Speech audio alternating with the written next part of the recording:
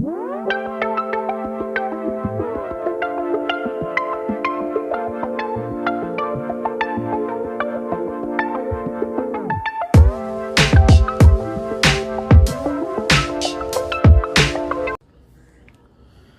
Friends, good morning. मैं हूं MJ. Friends, आज की वीडियो अनार के पौधे के ऊपर होगी। अनार के पौधे में जनरली फ्रेंड्स हमें सबसे बड़ी दिक्कत ये फेस होती है कि उसके ऊपर फ्लावर्स तो जनरेट हो जाते हैं, लेकिन बाद में थोड़े समय के बाद आपके अनार के पौधे फ्लावर ड्रॉप्स करना स्टार्ट कर देते हैं और जो भी फ्लावर्स फ्रूट्स में कन्वर्ट होते हैं तो वो फ्रूट्स बड़े नहीं हो पाते, उसकी साइज़ छोटी रहती है और वो फ्रूट ड्रॉप भी हो जाता है।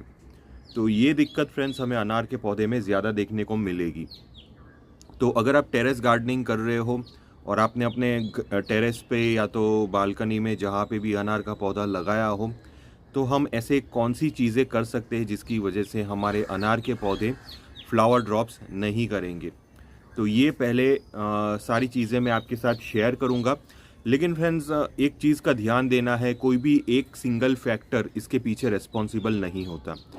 तो इसके लिए हमें सारी चीज़ें करनी होगी जिसकी वजह से हमारे जो अनार के पौधे हैं वो फ्लावर ड्रॉप्स नहीं करेंगे।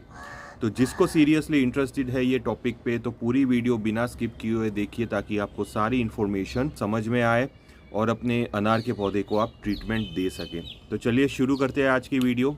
सबसे पहली जो चीज़ है वो कॉमन चीज़ है कि अनार के पौधे के ऊपर मेल और फीमेल फ्लावर दो डेवलप होते हैं और इसमें फ्रेंड्स आपको पॉलिनेशन करना होगा। पॉलिनेशन आइदर बीज के थ्रू होता है या तो आप हैंड से पॉलिनेशन कर सकते हैं या तो कोई भी आप कॉटन बड लीजिए, एक फ्लावर से दूसरे फ्लावर को आप कॉटन बड घुमाते जाइए, तो ये हैंड पॉलिनेशन आप कर सकते हो। लेकिन फ्रेंड्स, अगर आपके गार्डन में कुछ ऐसे प्लांट्स है जिसके ऊपर बीज आते हो, जैसे कि यहाँ पे जो देख रहे हैं ये मेरा प्राइड ऑफ इंडिया का प्लांट है, इसके ऊपर बीज आते हैं, तो मुझे ऐसी मेहनत करने की ज़रूरत नहीं पड़ती। यही बीज आके फ्रेंड्स ये प्लांट के ऊपर पॉलिनेशन स्टार्ट कर देते हैं। जैसे कि देख रहे हो यहाँ पे एक बी अपना काम कर रहा है। दूसरी इंपॉर्टेंट चीज़ आपको ये ध्यान देनी है हमारे अनार के पौधे के ऊपर, इसके अंदर वाटरिंग अच्छी कीजिए। गर्मी का मौसम चल रहा है फ्रेंड्स, ये गर्मी की सीज़न में आपको अनार के पौधे की मिट्टी को हमेशा मॉइस्ट रखना है। कभी भी फ्रेंड्स अगर आप इसकी मिट्टी को ड्राई हो जाएगी, समझ लीजिए दोपहर के वक्त अगर इसकी मिट्टी ड्राई हो जाएगी तो फिर से शाम के 4-5 बजे के आसपास फिर से आके पानी दीजिए। लेकिन इसकी मिट्टी को ड्राई मत होने दीजिए, हमेशा मॉइस्ट मिट्टी रखिए।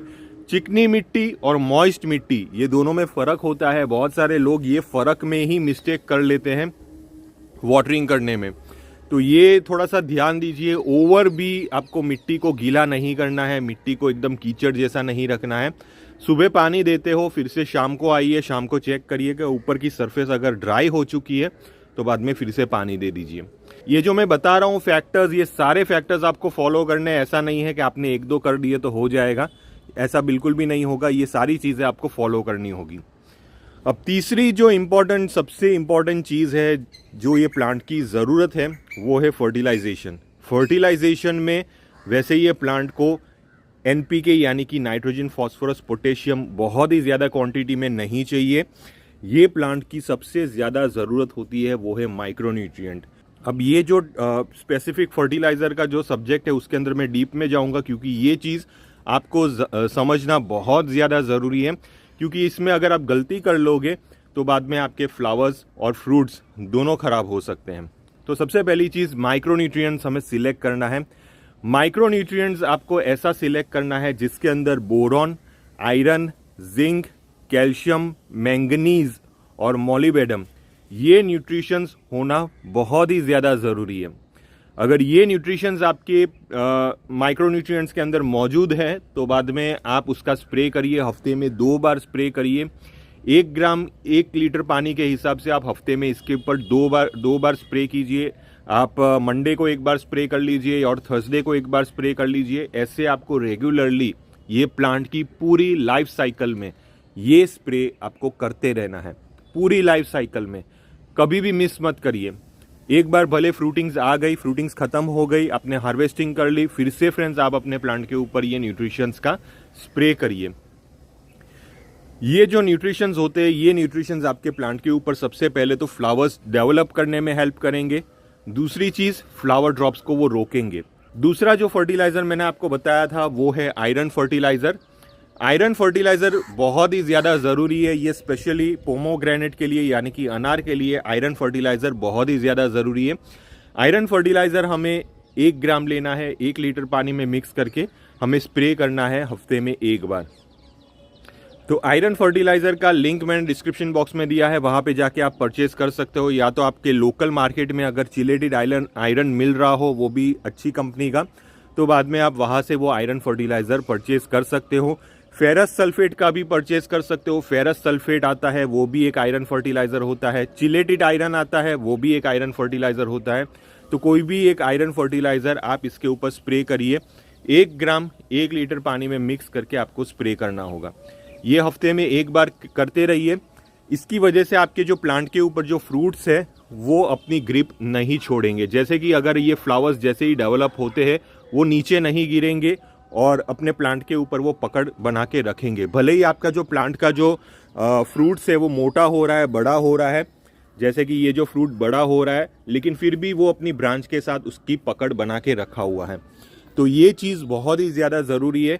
माइक्रोन्यूट्रिएंट स्प्रे करने से और आयरन स्प्रे करने से ये चीज़ आपके प्लांट के ऊपर नहीं होगी। अब फाइनली फ्रेंड्स, कैल्शियम की मैं बात करूंगा। कैल्शियम ये प्लांट के लिए बहुत ज़्यादा ज़रूरी है। अब कैल्शियम फ्रेंड्स आप ऑर्गेनिकली प्रोवाइड कर सकते हो, लेकिन कैल्शियम आप जब भी प्रोवाइड करते हो तो मिट्टी में प्रोवाइड कीजिए। कैल्शियम के ऑर्गेनिक सोर्स है वो है जिप्सम, और बाद में जो चूना आता है, वो जो पान में डालते हैं खाने वाला जो चूना आता है, वो चूने का भी आप इस्तेमाल कर सकते हो। 1 ग्राम 1 लीटर पानी के अंदर डाल दीजिए, मिक्स करके फ्रेंड्स आप अपने प्लांट की मिट्टी के अंदर डाल दीजिए। और कैल्शियम आपको 10-12 दिन में 1 बार देना है, बहुत ही ज़्यादा फ्रीक्वेंटली नहीं देना है। 15 दिन में 1 बार दोगे तो भी चलेगा।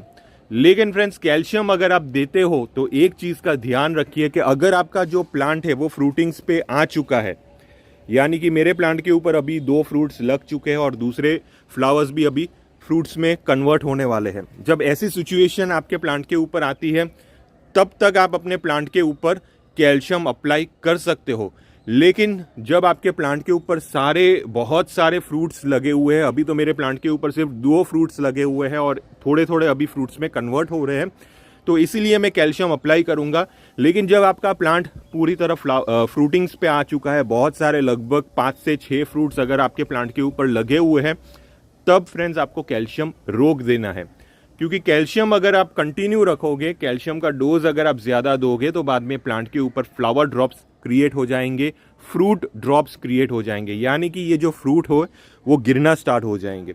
तो कैल्शियम का आप कंट्रोल में यूज़ करिए, ज़्यादा ओवरडोज मत करिए।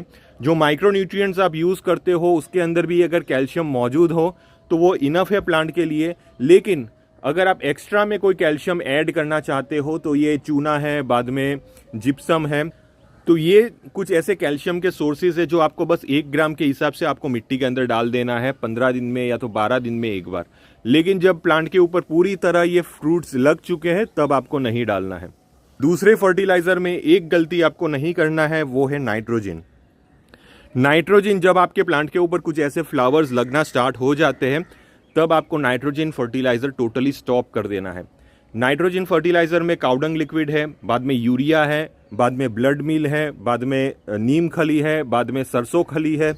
ऐसे फर्टिलाइजर्स आपको रोक देने हैं, क्योंकि ये फर्टिलाइजर आपके प्लांट के ऊपर फ्लावर ड्रॉप्स क्रिएट करेंगे और प्लांट के ऊपर सिर्फ पत्ते ही डेवलप करेंगे। तो अभी ये स्टेज में आपके प्लांट को नाइट्रोजन की ज़रूरत नहीं है, आपके प्लांट को ज़रूरत है फॉस्फोरस और पोटेशियम बेस्ड फर्टिलाइजर की। तो ये जो फर्टिलाइजर है वो कौन से है? बोन मील है, बाद में प्रॉम फर्टिलाइजर है, बाद में बनाना पील्स फर्टिलाइजर है। अब मैं आपको यहाँ पे केमिकल फर्टिलाइजर सजेस्ट नहीं करूंगा, वो इसलिए नहीं करूंगा क्योंकि ये जो पौधा है उसको ज़्यादा फर्टिलाइजर की ज़रूरत बिल्कुल भी नहीं है। ये चीज़ मैंने आगे भी आपको बताई थी, पिछली वीडियोस में भी बताई थी कि अनार के पौधे को ओवर फर्टिलाइजर कभी नहीं दिया जाता। इसको एक कोई भी स्लो रिलीज फर्टिलाइजर्स दिए जाते हैं, जिसके अंदर हमारे जो ऑर्गेनिक फर्टिलाइजर है वो एक स्लो रिलीज फर्टिलाइजर है, जैसे कि bone meal, PROM fertiliser, banana peels fertiliser, organic potash, ये सारे स्लो रिलीज फर्टिलाइजर होते हैं और ये प्लांट की ज़रूरत है। अब ये फर्टिलाइजर कितना डालना है, ये फर्टिलाइजर आप 15 दिन में एक बार अप्लाई कर सकते हो, जैसे कि आप बोन मील अप्लाई करते हो और बनाना पील्स अप्लाई करते हो या तो प्रॉम फर्टिलाइजर अप्लाई करते हो। ये आपको एक एक चम्मच लेना है और मिट्टी के अंदर डाल देना है। ये आप हर 15 दिन में एक बार रेगुलरली पूरी लाइफ साइकिल में, प्लांट की पूरी लाइफ साइकिल में आपको ये अप्लाई करते ही रहना है रेगुलर बेसिस पे। इससे ये प्लांट को फॉस्फोरस और पोटेशियम मिलता रहेगा। ऑर्गेनिक पोटाश अगर आप मार्केट से परचेज करते हो तो ऑर्गेनिक पोटाश का आप स्प्रे कर सकते हो। स्प्रे आपको शाम के वक्त करना है, अच्छी तरह 1 ग्राम 1 लीटर पानी में मिक्स करके आप अच्छी तरह स्प्रे करिए अपने प्लांट्स के ऊपर। इससे फ्रेंड्स आपके प्लांट के ऊपर मैक्सिमम फ्लावर्स प्रोड्यूस होंगे। और अगर आप बनाना पील्स पाउडर यूज करते हो तो सीधा मिट्टी के अंदर इसको अप्लाई कीजिए 1 चम्मच के हिसाब से। और बेसिक चीज़ों में ध्यान ये देना है, शावरिंग अच्छी तरह करिए क्योंकि गर्मी का मौसम चल रहा है, प्लांट को स्ट्रेस में नहीं लाना है। और सनलाइट दीजिए। बहुत सारे लोग क्या करते हैं कि बहुत गर्मी पड़ रही है, 45 डिग्री टेम्परेचर हो चुका है, अब मुझे प्लांट को शेड में लेना है, तो ये मिस्टेक बिल्कुल भी मत करिए। अगर ये मिस्टेक करोगे तो बाद में आपके प्लांट के ऊपर फ्लावर ड्रॉप्स होने ही वाला है, क्योंकि आपने लोकेशन चेंज कर दी प्लांट की, तो यहाँ पे प्लांट पहले ही स्ट्रेस में आ जाएगा। तो जो लोकेशन में है वही लोकेशन में रखिए और लोकेशन ऐसा रहना चाहिए जहाँ पे उसको मैक्सिमम सनलाइट मिलती हो। तो ये एक चीज़ फ्रेंड्स आपको अपने अनार के पौधे में ध्यान रखना है।